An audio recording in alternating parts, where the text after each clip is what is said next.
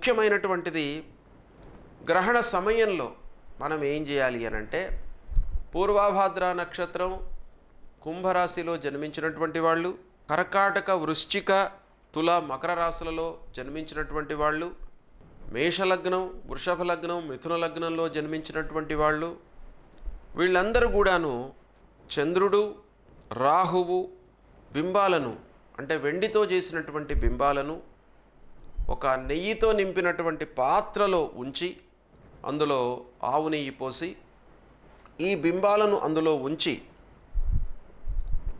ధ్యానం చేసి తిల వస్త్ర దక్షిణాల యుక్తంగా బ్రాహ్మణుడికి లేదా గుళ్ళో ఉన్నటువంటి వాళ్లకు ఎవరికైనా కూడాను మీరు దానం ఇవ్వాలి.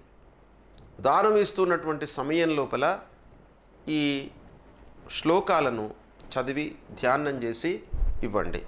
ఏంటంటే, తమోమయ మహాభీమ సోమసూర్య విమర్దన హేమతార ప్రదానేన మమ శాంతి ప్రదోభవ విదుంతుద నమస్తుభ్యం సింహికా నందనాచ్యుత దానేనానేన నాగస్య రక్షమాం వేదజాద్భయాత్ అను ఈ 2 మంత్రాలను, ఈ శ్లోకాలను ఉచ్చరించి దానమివ్వండి.